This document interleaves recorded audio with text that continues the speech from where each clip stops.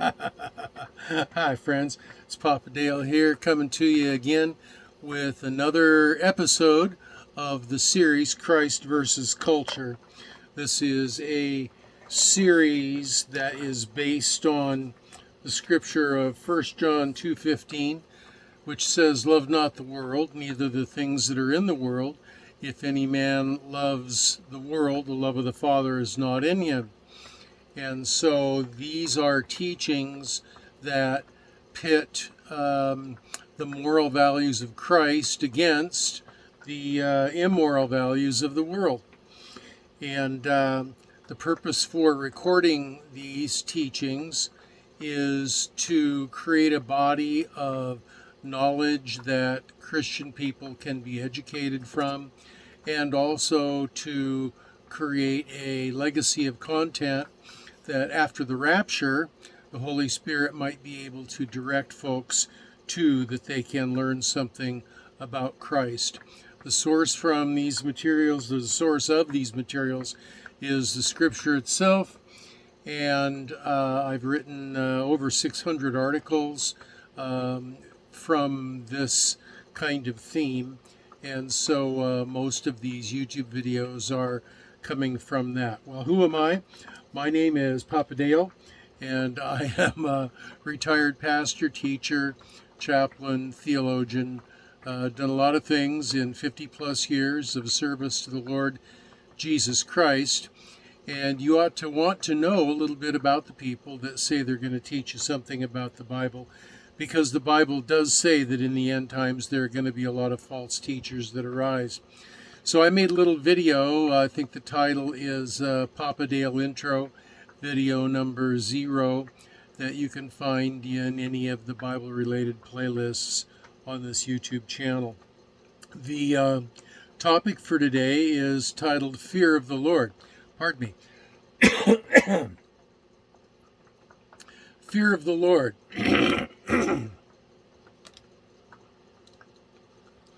So let's put on the reading glasses here and off we go. Scripture admonishes that people should have fear of the Lord. Quote, "The fear of the Lord is the beginning of wisdom." Proverbs 9:10.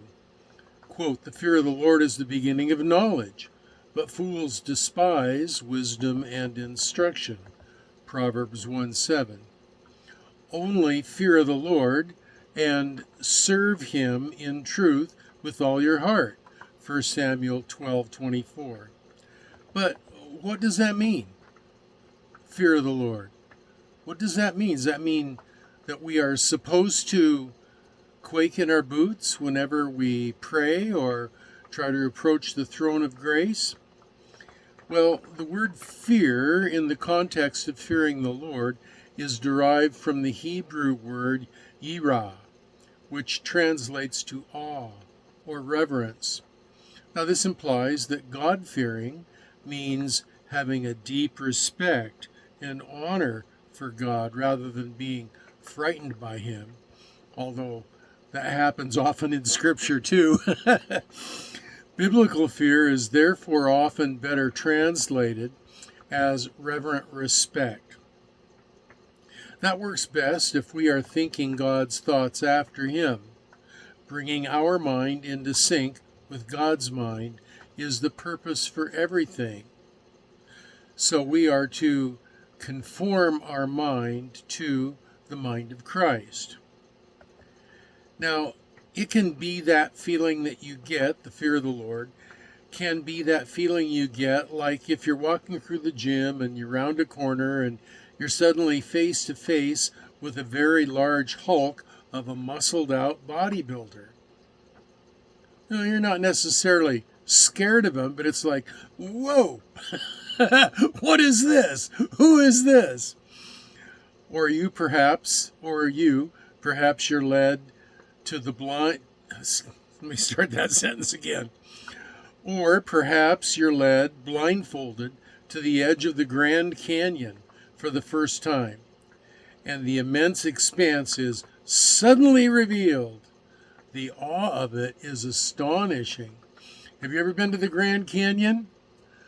I was there about 4 or 5 years ago, and I had kind of glimpses of it all the while that I was walking up to the edge of it.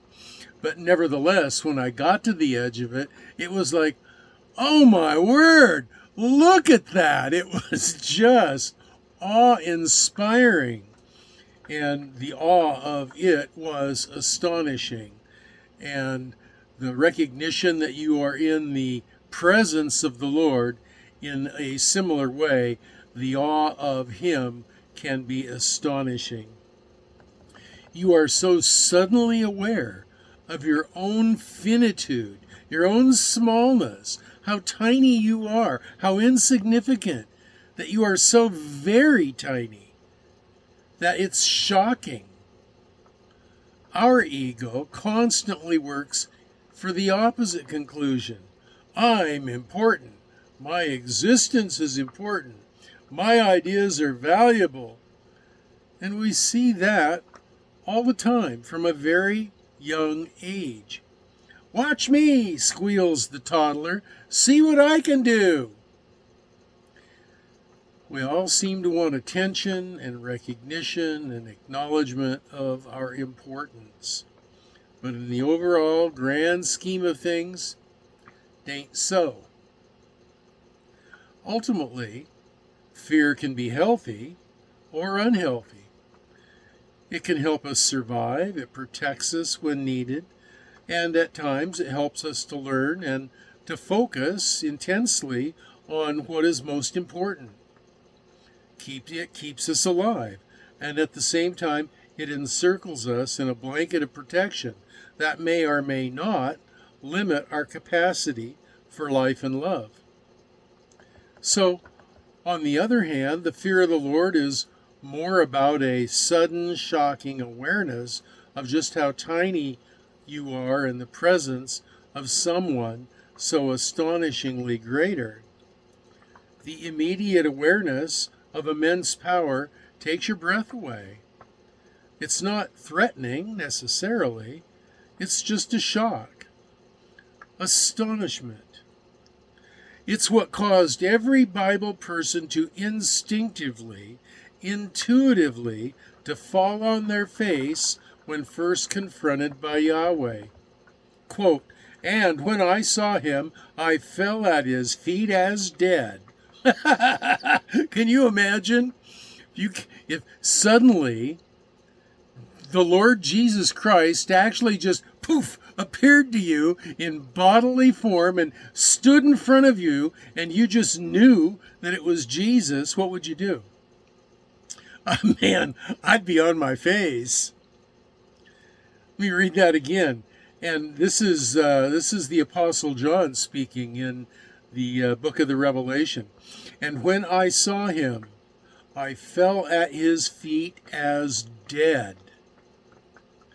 And he laid his right hand upon me, saying unto me, Fear not. I am the first, and I am the last.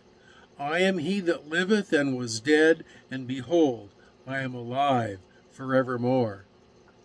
By the way, if you ever have a Jehovah's Witness tell you, oh, Jesus was just a created being, he was just a man like you and me, Jesus wasn't divine, he wasn't God, have them read Revelation 1:17, where Jesus says, I am the first and the last. I am he that liveth and was dead, and behold, I am alive forevermore. Sounds like divinity to me. Anyway, I digress. Now, on the other hand, Jesus frequently tells his disciples to fear not. Do not be afraid, little flock, for your Father has been pleased to give you the kingdom. Luke 12:32.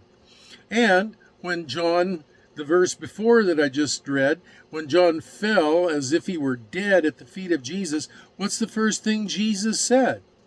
Fear not. So there is a sense in which we want to make sure that we reverence the Lord and we honor him and we have that kind of fear, but we don't want to have a fear for him like he's going to destroy us. If we're part of the family, if we're believers in Jesus Christ, we have dynamic, sincere belief in the Lord Jesus Christ and trust Him for our salvation, there's nothing to fear. We are His friend. Jesus said, "Henceforth no longer do I call you servants, but I call you friends." Jesus said, "Greater love has no man than this, that he lay down his life for his friends." We are friends of the Lord. We're to reverence and honor and respect Him, but not to be frightened of Him. It's kind of like in a family of lions. This is not a perfect metaphor, but there's some similarity here. It's kind of like in a family of lions. The cubs roam around with no fear for life. You know, the dad could one chomp and the cub would be gone, right? A snack. But they roam around with no fear, and they tug on his tail, and they climb on his back, and they tug on his mane. No worries.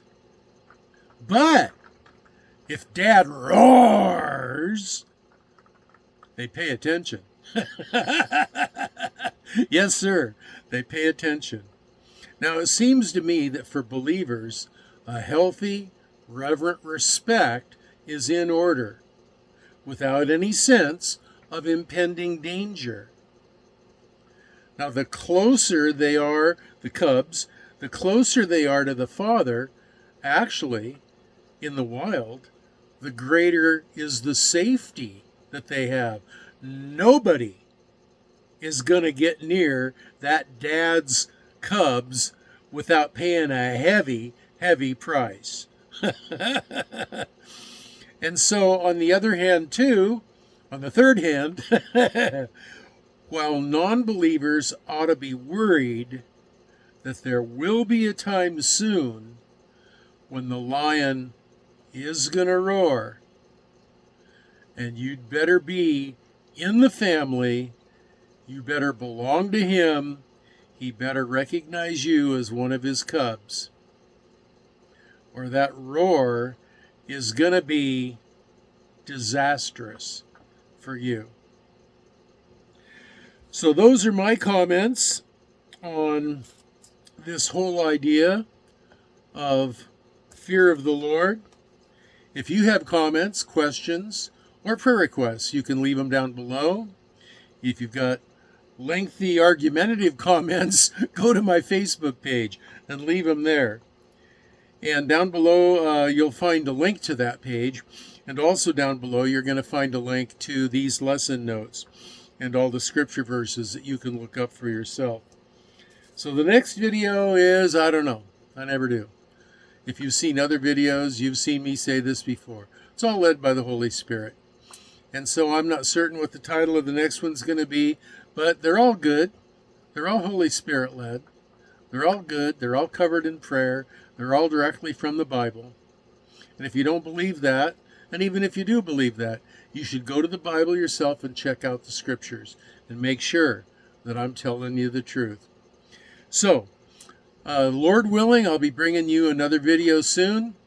And until then, this is Papa Dale signing off and saying, I'm going to be praying for you that you will be well and that you will be blessed.